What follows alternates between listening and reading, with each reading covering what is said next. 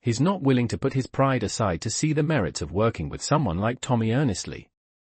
Plus, he has Shanti in his ear every 5 seconds telling him that they need to run the world, and she's pretty damn persuasive. Shanti's such an intriguing character because she's respected in the streets, but it's very clear she's stuck where she is because she's a woman. She's brilliant, manipulative, and clever, and I will keep saying it until the very last episode. Shanti, Jenard, Tommy, and Diamond teaming up would be everything. The 4 of them could easily run Chicago, but the egos and the inability to think beyond themselves would never allow it. I was skeptical about Jenard and Shanti and just what their relationship was, because it's as much business as anything else. Yes, they care about one another, but they're also heavily involved in a business relationship as much as, if not more than, a personal one. But Power Book for Season 3 is taking great pains to show us the softer side of their relationship, and I appreciate that because it allows us to see a different side of them and what they desire. If Diamond wants D-Mac dead so badly, then he needs to step up and do it himself. Mireia is actually the funniest person on this whole show because she wanted nothing to do with her brother's antics, and now she is smack in the middle of everything, being shot at and playing mob nurse, all because she loves Tommy Egan. Not to get too emotional, but each passing hour puts us closer to the end, unfortunately.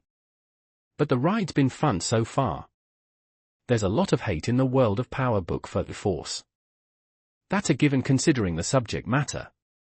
But in Season 3, Episode 2, A Seat at the Table, the Stars drama reminds viewers that it's not all about who's after who and getting one over on each other. There are relationships that are genuine, too. Some more than others. The idea of love, both good and bad, runs through the episode. On the good side, there's Tommy and Mireia, who almost have a cute pizza lunch date before the Marquez cartel tries to kill Tommy. But for the few moments before the drive-by, they're as adorable as anyone in the Power universe ever gets. And in the aftermath, they're sweet too. With each week, Diamond seems like he's more at the end of his rope with Tommy, and the stunt at the meeting pushed him to even let Jenard speak up, which would have been virtually unheard of during Power Book for Season 2. Of course, Diamond doesn't know Jenard is playing him like a fiddle, but there are an awful lot of people on this show getting snowed, so you can't even go after him too hard. Diamond's the kind of level-headed Tommy and Jenard could only dream about, and he's meticulous in a way that they will never be. He has the same goals as they do, to get CBI and himself to the top of the food chain, but he doesn't want to go about it the same way. Diamond can be a Tommy apologist at times, but he also sees what Tommy has to offer in a way Jenard is too blinded to. Jenard sees an interloper and someone who's taking from him. Someone occupying the space he believes should be his. Tommy Egan is on one this season, and it may be entertaining as hell, but his enemies list is growing by the second. And I didn't think it could get any longer than it already was. At the end of the day, Tommy typically gets what Tommy wants when all is said and done, but he better be careful because Chicago isn't New York, and if everything goes to crap, there may not be anyone there to have his back. Tommy's often 10 steps ahead of his enemies, but it feels like he's so laser-focused right now that he doesn't see the very real snakes already camping out in his grass. It took him a minute to figure out Vic was lying to him, but once he knew, he decided that keeping Vic alive was more valuable than killing him, and it's a gamble that may work out for him in the end. On the one hand, Vic is about the least trustworthy person on this show, and that's truly saying something, but on the other hand, Vic's a lone wolf with very little to look forward to in his life. If Diamond wants D-Mac dead so badly, then he needs to step up and do it himself. Mireia is actually the funniest person on this whole show because she wanted nothing to do with her brother's antics, and now she is smack in the middle of everything, being shot at and playing mob nurse, all because she loves Tommy Egan.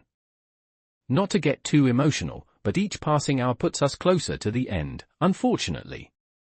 But the ride's been fun so far. There's a lot of hate in the world of Power Book for the Force. That's a given considering the subject matter.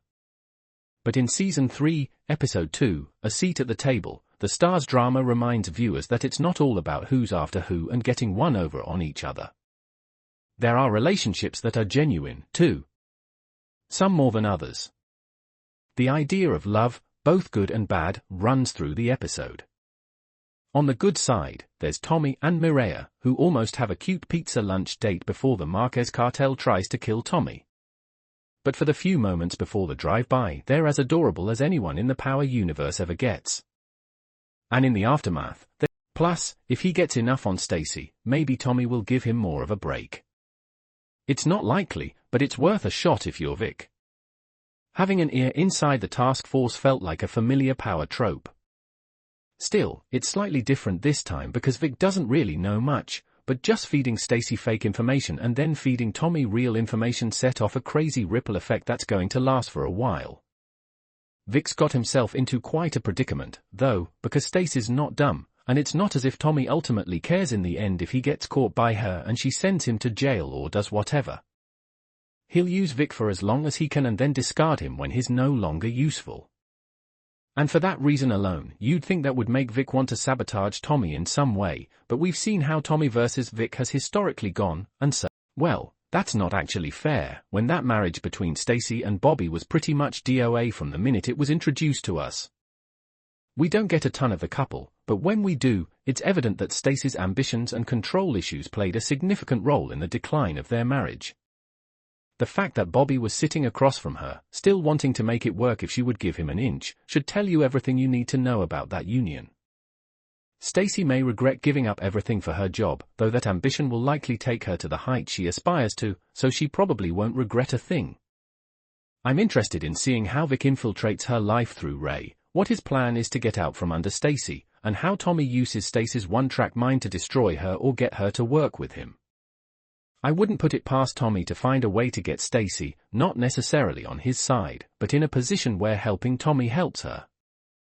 Speaking of Tommy, I am absolutely loving how he, Diamond, and Jenard are all walking these super thin lines around each other, pretending to be on the same page when it couldn't be further from the truth. His flashback appearance in Power Book 2, Ghost made things worse, adding that Ghost's widow Tasha framed Tommy for her husband's murder. If anyone had unfinished business and a reason to keep going, it was Tommy, plus, Joseph Sikora's incredible talent was perfect to build another show around. A spin-off about a protagonist returning to their hometown isn't new, even the Cleveland show did it, but it's the way Sikora plays it that makes Power Book 4 force the follow-up fans deserve. Tommy has always been a live wire, even in his most quiet or vulnerable moments is never quite still. It makes complete sense that he'd take the heavy blows he suffered in Power and use them as fuel to not only start over, but make his own empire where he wouldn't have to rely on anyone or care about losing anyone. Force also gave him a substantive reason to stay in Chicago by revealing his grandmother was still alive and he had an ignored half-brother. This show is Tommy Egan's reckoning, and the fact that Sikora is also a Chicago native adds a neat extra quirk to it. Viewers are now several episodes into the season, and Tommy's battles have fleshed out the character in ways that Power never could. In the original series, though Tommy and Ghost were partners and even operated independently at times, they were always inexorably connected. Power Book 4, Force has made Tommy clearly number one, with all the positives and negatives that entails. The subtle psychological shift of being professionally beholden to no one else has given him an extra edge. There's also no one to check him and he faces the full consequences of his mistakes. One aspect of Power Book 4, Force that's particularly intriguing is its exploration of Tommy's newfound family, his half-brother J.P. Gibbs, Anthony Fleming III, and nephew D-Mac, Lucien Cambric. Though D-Mac being J.P.'s son isn't public knowledge yet, it's bound to come out eventually, and J.P. has already told Tommy that he's in a financial bind. Ghost's family was completely caught up in the game, even his true love Angela was a U.S. attorney. JP is trying to stay on the straight and narrow as is Gloria, and D-Mac's not totally in yet. Tommy can have a side of his life that has nothing to do with drugs, giving himself a balance and saving himself from making the mistakes Ghost made by being unable to keep things separated.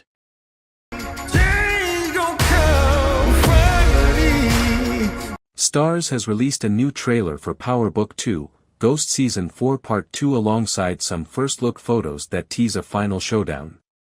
The newly released trailer sets the stakes high for emotional final episodes, emphasizing that no one is safe. Part 2 of the final season will premiere on Starz at 8 p.m. in the US on Friday, September 6. Episodes will be available to stream on the Stars app from midnight. In the first half of Power Book 2, Ghost Season 4, unanswered high-stakes questions were uncovered and Tarek learned he is the father of Diana's baby. Part 2 will showcase the adage, like father, like son. Tarek finds himself in an eerily similar situation, just like his late father, Ghost, stuck between a rock and a hard place, with the choice to leave the game or take over, reads the official synopsis for Part 2. Entrapped by Detective Carter, the Tejada family realizes their safety is not guaranteed. Monet fiercely fights for her family to become whole again, but is it too late? Noma is working her way to the top of the food chain. Meanwhile, her daughter, Anya, gets too close to the game, forcing Noma to think twice about her actions.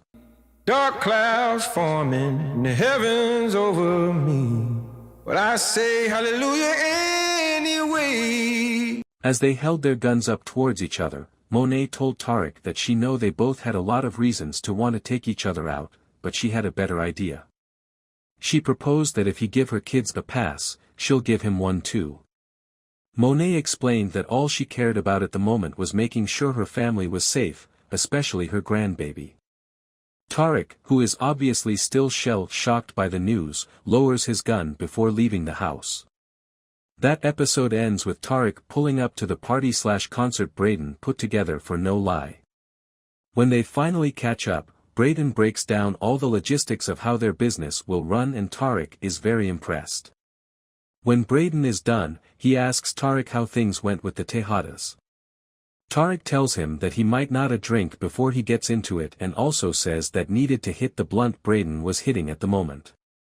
As the two sit at the bar, Tarek spots Anya. He walks up and offers to pay for her drinks as he introduces himself. She tells him that she can pay for her own drinks. Tarek responds by saying he could see that but she shouldn't have to. She loved the line and introduced herself. The episode ends with Tarek telling Anya that it's nice to meet her. That boy cold.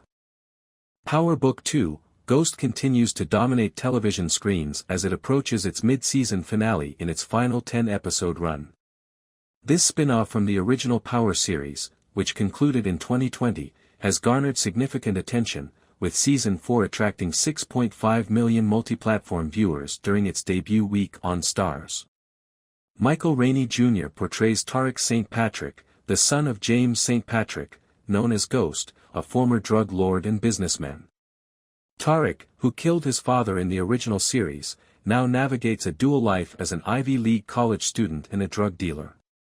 Season after season, viewers witness Tarek's attempts to earn his inheritance through education, only to be drawn deeper into a life of crime. He embodies the legacy of Ghost, version 2.0, as per the report by Radio Times. Adding to the complexity, Detective Don Carter, Michael Ealy, enters the fray, determined to bring down Tarek and his associates, including federal agent Angel Young, with ties to Paz and Angela Valdez. The impending threat forces Tarek and his loved ones into precarious situations, testing their resilience and alliances. The Stars app offers streaming for every Power franchise installment, including Power Book 2, Ghost. Fans excitedly await the dramatic finale of this spin-off, which functions as a sequel and a standalone story in the Power universe, as the series gets more intense with each new episode release. Despite the Stars show's lengthy hiatus between seasons, the third season debut does not reassure